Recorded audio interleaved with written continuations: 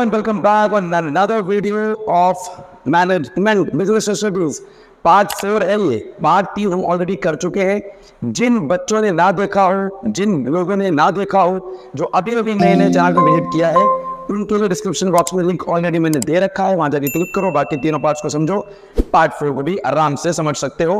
So let's start the today's topic, management as profession. हमने पढ़ा था मैनेजमेंट के नेचर के तौर पे कि मैनेजमेंट एक साइंस हो सकता है। फिर हमने कुछ फीचर्स मैच किए साइंस के साथ, तो हमको लगा पार्शियली हम कह सकते हैं कि जो मैनेजमेंट का नेचर है, जो उसका बेसिक रूट है, वो कहीं ना कहीं साइंस से कनेक्टेड तो है। फिर हमने पढ़ा कि मैनेजमेंट आर्ट भी हो सकता है, मैनेजमेंट तो एक आर्ट है, उससे भी हमने फीचर मैच किए, तो मैनेजमेंट लगा कि यस, पूरी तरह से हम कह सकते हैं कि मैनेजमेंट आर्ट है। अगर हम ये कहें कि मैनेजमेंट क्या एक प्रोफेशनल एक्टिविटी है, मैनेजमेंट क्या एक प्रॉपर प्रोफेशन है, प्रॉपर प्रोफेशन का मतलब क्या मैनेजमेंट डॉक्टर की तरह है, क्या मैनेजमेंट चार्टर्ड अकाउंटेंसी की तरह है, क्या मैनेजमेंट एडवोकेट्स की तरह है, क्या प्रॉपर प्रोफेशन है मैनेजमेंट। तो कुछ फीचर्स ऑलरेडी मैंने आपको यहाँ पे बोर्ड पे लिखा हुआ है, एक एक करके कनेक्ट करते हैं, जिनसे कनेक्ट हो जाएगा उस पॉइंट्स के हिसाब से हम कह देंगे कि मैनेजमेंट यस प्रोफेशन है, अदरवाइज प्रोफेशन नहीं है। बाकी कुछ सरप्राइज भी है, वो इसके एंड में आपको मिलेगा, तो वीडियो पूरी देखनी है। चलो शुरू करते हैं। Well defined body of knowledge. देखो बच्चों, कोई भी व्यक्ति प्रोफेशनल कब होता है, किसी भी व्यक्ति को प्रोफेशनल होने का लाइसेंस कब मिलता है, कब उसको ऐसा कहा जा सकता है कि भाई he is a professional, I am professional. How can I be called as the professional? Just because किसी भी प्रोफेशन में well defined body of knowledge होती है।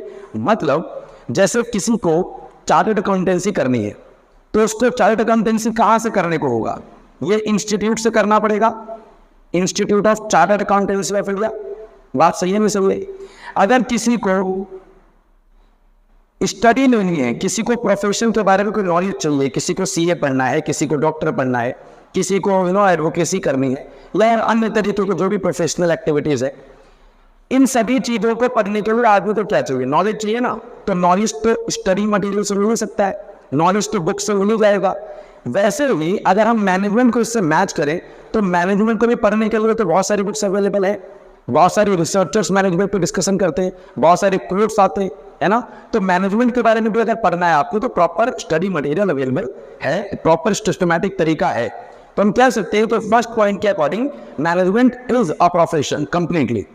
सेकेंड है फीचर प्रोफेशन का रिस्ट्रिक्टेड एंट्री। इसका मतलब कोई भी आदमी सोच रहा है तो मैं प्रोफेशनल बन जाऊं, नहीं बन सकता है सर। कुछ ना कुछ टाइम यहाँ पर, कुछ ना कुछ क्या है यहाँ पर, एक रिस्ट्रिक्शन है। रिस्ट्रिक्शन का मतलब कि अगर किसी व्यक्ति को डॉक्टर बनना है, डॉक्टरी प्रैक्टिस करनी है, किसी को क्लिनिक खोलना है, तो उसके पास MBBS की क्वालिफिकेशन होनी चाहिए, MBBS की डिग्री होनी चाहिए, हाँ या ना। किसी को सीए बनना है तो सीए की डिग्री होनी चाहिए। तो अगर किसी व्यक्ति के पास डिग्री नहीं है, तो क्या वो किसी भी प्रोफेशनल में काम कर सकता है? नहीं कर सकता। क्या वो किसी प्रोफेशन का हिस्सा माना जाएगा? नहीं माना जाएगा। लेकिन अगर उसको मैनेजमेंट से रिलेट करें, मैनेजमेंट के अंदर एज सच वैसे तो जरूर हम कह सकते हैं, तो इंस्टीट्यूट्स हैं मैनेजमेंट के जो MBA वगैरह सिखाते हैं, MBA का कोर्स कराते हैं, लेकिन कोई लीगल कंपल्सन नहीं है। मतलब कोई कानूनी कोई मजबूरी नहीं है कि आपको ये डिग्री लेनी पड़ेगी तब जाके आप मैनेजर बन सकते हो। मैनेजर आप वैसे भी बन सकते हो। लेकिन आज के टाइम में बहुत इवॉल्व हो रहा है हमारा बिजनेस, बहुत इवॉल्व हो रहा है हमारा इकोनॉमिक सराउंडिंग, और उसमें ये महसूस किया जा रहा है कि किसी को भी एडवोकेट को मैनेजमेंट या किसी भी आदमी को मैनेजर नहीं बनाया जा सकता। मैनेजर बनाने के लिए पूरी की पूरी इंपॉर्टेंस, मतलब पूरे बिजनेस ऑर्गेनाइजेशन का कंट्रोल या उसको चलाना है, निर्वाह करना है, उसका लाइफ लाइन पूरा मैनेजमेंट के हाथ में। तो किसी को भी आप मैनेजर बनाने को सोचना पड़ेगा।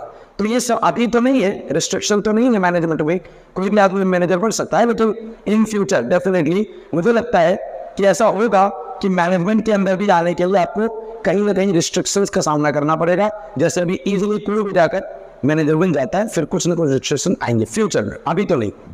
प्रेजेंस ऑफ प्रोफेशनल एसोसिएशन, इसका मतलब जैसे मैंने अभी बताया ICAI करेक्ट है, या फिर बार काउंसिल ऑफ इंडिया। अब अगर मैं आपको कहूँ कि किसी व्यक्ति को लॉयर बनना है, किसी को एडवोकेट बनना है, किसी को किसी का केस लड़ना है, प्रैक्टिस करनी है कोर्ट में जाकर, तो उसको बेसिकली किसी ना किसी एसोसिएशन के थ्रू लाइसेंस लेना होगा, किसी न किसी एसोसिएशन के थ्रू रजिस्टर होना होगा, उसको रजिस्टर मेंबरशिप मिलेगी, मेंबरशिप नंबर मिलेगा, तब जाकर वो प्रैक्टिकली और किसी भी तरीके से अपने क्लिनिक के जरिए या अपने ऑफिस के जरिए या अपने लॉ फर्म के जरिए वो काम कर सकता है, या सीए फर्म के जरिए काम कर सकता है। क्या मैनेजमेंट में भी ऐसे भी होता है? हालांकि मैनेजमेंट में एक एसोसिएशन है, all India management association AIM में, यह है, बिल्कुल है, लेकिन मैं फिर वही कह रहा हूँ, ऑल इंडिया मैनेजमेंट एसोसिएशन से कंपल्सरी नहीं है, मतलब लीगली कोई कंपल्सन नहीं है कि आपको यहाँ से रजिस्ट्रेशन लेनी पड़ेगी, लाइसेंस लेना पड़ेगा, तब जाकर आप किसी भी कंपनी के अंदर मैनेजमेंट में जा सकते हो या मैनेजर बन सकते हो। तो लीगली कंपल्सन नहीं है, फ्यूचर में डेफिनेटली ये भी होने वाला है। चलिए, एग्जिस्टेंस ऑफ एथिकल कोड्स।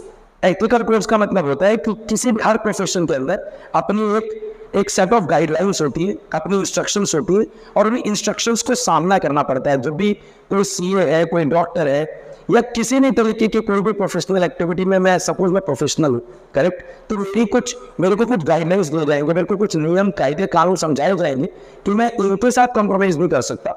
अगर मैं इनमें से किसी के भी साथ कॉम्प्रोमाइज़ करूँगा तो डेफिनेटली मेरे को या तो मेरा मेंबरशिप नंबर कैंसिल कर दिया जाएगा, या मुझे किसी भी तरीके से उस प्रोफेशन में नहीं रहने दिया जाएगा। जैसे अभी जो हाल ही का केस है कोलकाता का, जो बहन का जो रेप मर्डर केस हुआ है ना, सुमिता जी का, उसके अनुसार एक इम्पॉर्टेंस बात यह है कि संदीप घोष नाम का एक उनका प्रिंसिपल था, जिसने वो सारी गतिविधियों को डायरेक्ट किया, मतलब उसमें वो भी कल्प्रिट है ना, और इस कल्प्रिट को अब ऑल इंडिया मेडिकल एसोसिएशन ने क्या कर दिया है, उसको डी रजिस्टर कर दिया है, उसको डी लाइसेंस भी कर दिया। मतलब अब वो चाहे भी तो डॉक्टरी का काम तो सच नहीं कर सकता, प्रोफेशनल तो नहीं कर सकता वो, तो उसको इसी एसोसिएशन ने खत्म किया। एथिकल कोड्स के जरिए जो कोड ऑफ कंडक्ट थे उनका पालन नहीं किया गया, और उस वजह से उसके लाइसेंस को रद्द कर दिया गया। क्या मैनेजमेंट में भी कोई ऐसे एथिकल कोड ऑफ कंडक्ट है? जैसे कभी लोग ना MBA का कोर्स कराते हैं, जैसे ऑल इंडिया मैनेजमेंट एसोसिएशन के एकदम चले, जहाँ पे लखनऊ का MBA कराने वाले हैं, या IIM को इंडियन मैनेजमेंट एसोसिएशन है, डिफरेंट लखनऊ में है, फिर इधर पन्ने तरफ आ जाए तो आपको दिल्ली मिल जाएगा, उधर चेन्नई मिल जाएगा। तो जितने भी लोग कोर्स करा रहे हैं, इन सभी के अंदर क्या कोड कंपल्सरी है, क्या नियम है?